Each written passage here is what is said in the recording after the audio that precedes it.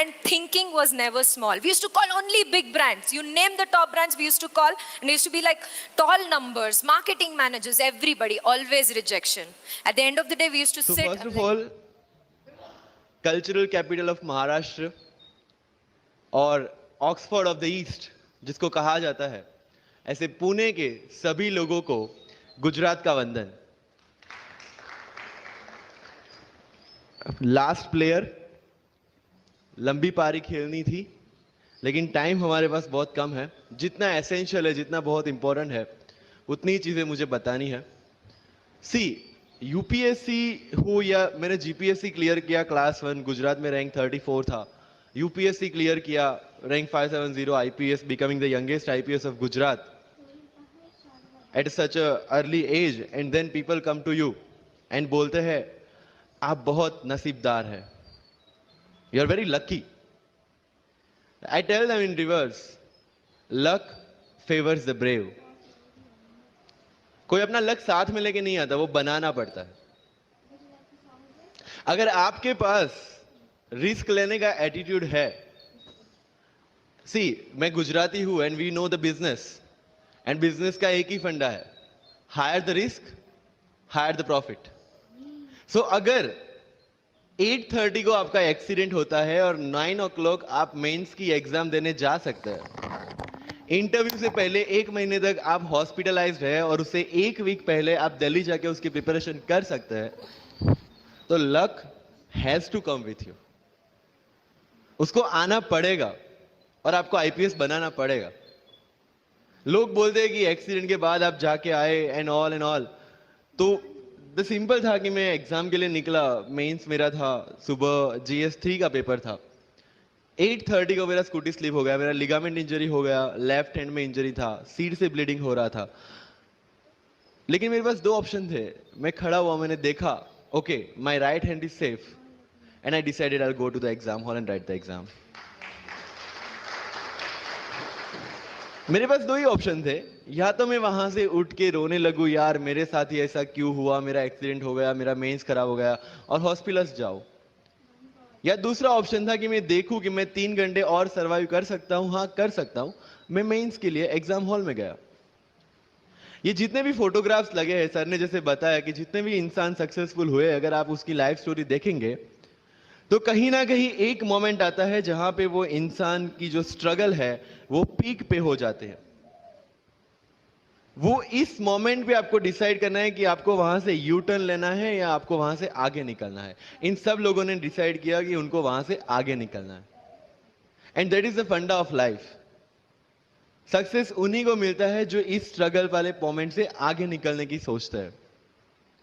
जब भी आपको लगे कि आपके सिर पे बहुत बहुत मुसीबत है, जब भी आपको लगे कि आप हर तरह से गिर चुके हैं, जब भी आपको लगे कि आपके पास कोई ऑप्शन नहीं है, तब एक चीज आप अपने दिमाग में लाइएगा कि यही मोमेंट है जहां से आपकी तकदीर बदलने वाली है। क्योंकि डायमंड जो होता है वो जितना ज्यादा घिसता है उतनी ज्यादा उसकी वैल्यू होती है। सोना जो होता है वो जितना ज्यादा तपता है उतनी उसकी वैल्यू होती है। अगर आप जिंदगी में तप रहे हैं, अगर आप जिंदगी में घिस रहे हैं, अगर आपको लग रहा है कि आप हर तरह से मुसीबतों में गिरे हुए हैं, तभी आपकी जो वैल्यू है वो बढ़ने वाली है। और यही मेरा एटीट्यूड रहा है। लोग बोलते हैं कि तुम्हारी फाइनेंशियल कंडीशन ठीक नहीं थी, पापा इलेक्ट्रिशियन थे, मम्मी हाउसवाइफ थी, डायमंड के कारखाने में काम करती थी, उसके बाद उन्होंने मैरिज में रोटियां बनाने का काम किया, और उस तरह से मैं पढ़ा। लेकिन जब मुझे पूछा जाता है कि ऐसी कौन सी चीज है आपकी लाइफ में जो आप बदलना चाहते हो, एंड आई सेड नथिंग। क्योंकि अगर वो चीजें नहीं होती मेरी लाइफ में तो शायद आज आपके सामने मैं नहीं होता। तो अगर लाइफ में प्रॉब्लम्स है, अगर लाइफ में स्ट्रगल है, जैसे सर ने बोला है struggle is a part of life, and I strongly believe in that. क्योंकि अगर हम दिल्ली में थे, मेरे दोस्त के साथ में निकला बाहर घूमने, तो बोलता है यार ऐसी लाइफ चाहिए, कोई मगजमारी नहीं, आराम से बैठते हैं पूरे दिन एसी वाले कमरे में, बहुत सारे पैसे हैं और कोई टेंशन नहीं, ऐसी लाइफ चाहिए मुझे। मेरे पास ऑप्शन है। बोलता क्या? बोला देख सामने एटीएम का रूम दिख रहा है, एसी वाला कमरा है, बहुत सारे पैसे, कोई मगजमारी नहीं, जॉब ले ले। क्यों आईएएस आईपीएस में दिमाग खराब कर रहा है? अगर स्ट्रगल नहीं चाहिए तो you have to compromise with that life. जब भारत वर्ष का सपना चंद्रगुप्त ने देखा, चाणक्य ने देखा, और उस भारतवर्ष को बनाने के लिए जब ये संघर्ष जारी था, और तब नंद के राजा धनानंद की डॉटर दूरदराज से चंद्रगुप्त को प्यार हो जाता है, और जब चाणक्य उनको बोलते हैं कि नहीं, तुम्हें उससे दूर रहना है, और तब चंद्रगुप्त बोलता है, आचार्य, कभी कभी सोचता हूं कि जिंदगी में या ये भारत के सम्राट बनने के लिए इतना त्याग, इतना बलिदान ना देना होता तो. और तब चाणक्य रिप्लाई करते हैं, तो हर कोई भारत का सम्राट होता. This is the fundamental rule of life. अगर आईएएस बनने के लिए, आईपीएस बनने के लिए सेक्रीफाइस करना नहीं पड़ेगा, अगर उसके लिए आपको त्याग नहीं करना पड़ेगा, तो आज पूरे इंडिया में हर घर में आपको आईएएस आईपीएस मिल जाएंगे. So when you are entering into this game of UPSC or MPSC, make sure that you have to sacrifice anything which will take you to your goal. लेकिन प्रॉब्लम ये है कि हमें टेंशन होती है, यार दोस्त की एंगेजमेंट है, उसकी बर्थडे पार्टी है, उसकी शादी है, अटेंड नहीं करूंगा तो बोलेगा मैं तेरी शादी में नहीं आऊंगा, एंड ऑल. लेकिन बिलीव मी, जब आप आईएएस बन जाओगे, वो सामने से याद दिलाएगा, भाई इनविटेशन कार्ड नहीं भेजा तूने. समझ रहे हो? तो जो कुछ भी इसके लिए सेक्रीफाइस कर रहे हो, वो जब आप उस पोस्ट पे पहुंचोगे, सब कुछ वर्थ है, सब कुछ. मेरा इंटरव्यू था यूपीएससी का, मुझे एग्जैक्ट डेट याद है, 23 मार्च को मेरा इंटरव्यू था.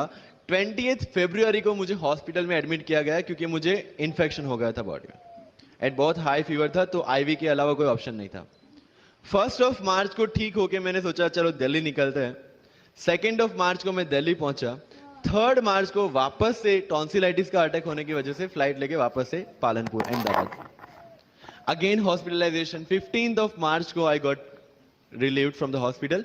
16 मार्च को मैं दिल्ली पहुंचा, और 23 मार्च को I gave my UPSC interview. तो 1 महीने का हॉस्पिटलाइजेशन. उसके बाद जब दिमाग में ये था कि मेरे साथ जो लोग इंटरव्यू दे रहे हैं वो 1 महीने से प्रिपरेशन कर रहे हैं, एंड 1 महीने से मैं हॉस्पिटल में था, again I thought this is the moment to prove yourself. I went to the interview, और पूरे इंडिया में second highest marks in interview. This is not to say कि मैंने कितना अचीवमेंट लिया, this is just to say UPSC is all about this. मैंने कोई preparation नहीं की थी यूपीएससी के लिए, इंटरव्यू के लिए, but again I scored good marks in interview, because UPSC सिर्फ आपका नॉलेज चेक नहीं करता. Make it very clear in your mind. जैसे सर ने बोला, it's a game of wisdom. आपको पहले ऑफिसर बनना पड़ेगा यहां से. यूपीएससी का काम तो सिर्फ थप्पा लगाना है कि हाँ ये ऑफिसर बन गया. जितने भी आईएएस आईपीएस ऑफिसर्स को आप मिलोगे, you will realise this thing कि ऑफिसर वाली क्वालिटीज इसमें पहले से है. आप जब प्रिपरेशन स्टार्ट करते हैं तभी से समझ लीजिए कि आपकी आईएएस और आईपीएस की ट्रेनिंग भी स्टार्ट हो गई. बिकॉज जो क्वालिटीज आपको चाहिए as an officer, as a IAS, as an IPS, क्या क्वालिटीज चाहिए? फर्स्ट ऑफ ऑल कॉन्फिडेंस, कि जब आप उस सीट पे बैठते हैं, आपके सामने कोई भी क्वेश्चन आएगा, you will be able to handle the issue. ये कॉन्फिडेंस लेके आपको उस सीट पे बैठना है. यही कॉन्फिडेंस चाहिए when you start the preparation. Decision making. अगर हर एक टॉपिक पे आप हर एक कोई को पूछने जाते हैं, भाई इसमें कौन सी बुक पढूं, इसमें क्या पढूं, इसमें क्या करूं, then you are not suitable for this exam. लोग बोलते हैं कि 1 साल में प्रिपरेशन, जैसे मैंने जून 2016 में मैं दिल्ली गया, और जून 2017 में मैं अपियर हुआ, and I clear UPSC and GPSC. People से कि सर 1 साल की मेहनत में आपने एग्जाम क्लियर कर दिया. यस, टेबल और चेयर पे बैठ के करने वाली मेहनत 1 साल की थी, लेकिन उसके पीछे की मेंटल प्रिपरेशन कितनी पुरानी थी. जब मैं प्राइमरी स्कूल में था तब सोचा था कि आईएएस बनना है, और तब से मेरी जो जर्नी है, तब से मेरा जो टेम्परामेंट है, तब से मेरा जो एटीट्यूड है, वो इसी डायरेक्शन में था. जब कॉलेज में था तब मैंने एनजीओ स्टार्ट किया. 3 एनजीओ से मैं जुड़ा था. जब लोग सोशल मीडिया, व्हाट्सएप और फेसबुक पे बिजी थे, मैं वहां स्लम में जाके बच्चों को पढ़ा रहा था. क्यों? क्योंकि मुझे पता था कि फ्यूचर में यही काम करना है, क्यों ना अभी से उसकी ट्रेनिंग ले लो. So I have invested my each and every moment for this goal. Because जो पर्सनालिटी टेस्ट लास्ट में यूपीएससी लेता है, इंटरव्यू नहीं है वो, we consider it as interrogation. Interview को इंट्रोगेशन लेके चलते हैं, वहां पे पूछताछ होगी नहीं। अगर यूपीएससी के इंटरव्यू में 10 में से 9 क्वेश्चन के आंसर भी आप सॉरी सर और sorry ma'am I don't know कह के देते हैं, उसका कोई इंपैक्ट नहीं पड़ता। इंपैक्ट पड़ता है वो 9 क्वेश्चन न आने का प्रेशर आप कैसे हैंडल करते हैं। आपके पसीने छूट जाते हैं या आप वही टेम्परामेंट के साथ इंटरव्यू कंटिन्यू करते हैं। मार्क्स उस चीज के, मार्क्स है आपकी सोच के। एक ऑफिसर के तौर पे जब आपको आईएएस या आईपीएस की सीट पे बिठाया जाएगा, how will you treat the citizens of this nation? What will be your attitude to each and every person who is going to come and meet you? These things are being tested during UPSC interview. और इस सारी journey में अगर सबसे important कोई चीज है तो that is your learning attitude, और not for UPSC, for life even. Because when I am speaking in front of you in Hindi and English, to be very clear, I belong to rural background of Gujarat, और मेरा study जो हुआ है वो पूरा Gujarati medium में हुआ है, गवर्नमेंट स्कूल में। 12th तक का स्टडी मेरा गवर्नमेंट स्कूल में हुआ है, गुजराती बोर्ड में, गुजराती मीडियम में। And yet I can give my UPSC interview in English in Delhi and score such marks. Where did it come from? कहां से आता है ये? मुझे अभी भी याद है, मेरा college national institute of technology Surat था, जहां पे मेरे साथ जो पढ़ने वाले बच्चे थे वो सारे सीबीएसई आईसीएसई वाले थे, और मैं एज ए एलियन वहां पे पहुंचा था, क्योंकि तब मुझे पता चला कि मैकडी जैसा भी कुछ है और उसमें बर्गर जैसा भी कुछ मिलता है। That was my first exposure to any metro city. And जब मैं उनसे इंटरेक्शन करता था और इंग्लिश बोलने की ट्राई करता था, तो जैसे संजू मूवी में इंग्लिश दिखाया गया है गुजरातियों का, जो जीरो को जीरो बोलते हैं, उसी तरह I was also like that. Mother tongue influence आ जाता है, it's very obvious. So I use to speak notes and not notes, और डोर एंड नॉट डोर, और don't and not don't. So they used to make fun of me. Safin, it's not don't, it's don't. Okay, fine. I had two options. Either I stop speaking English with them or improve on that and go ahead. I decided the second option. When I started my preparation of civil services, जो English medium में करनी थी, वाजीराम में मैंने coaching किया, जहां पे पूरा इंग्लिश मीडियम में था, सारे सब्जेक्ट्स मेरे लिए नए थे। I started from the scratch. I started from the English medium NCERT of standard 5 and 6, Gujarati dictionary, Gujarati to English dictionary, and then I started my preparation.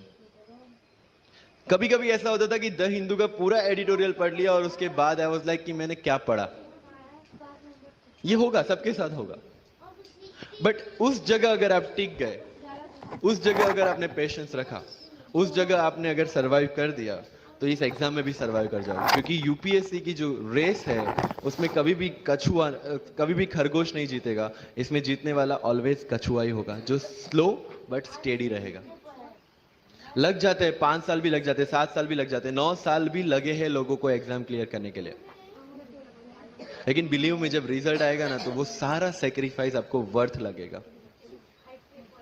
आप पढ़िए लोगों के इंटरव्यूज। मैंने क्या किया कॉलेज के 4 साल में, I went through each and every interview of UPSC toppers on YouTube.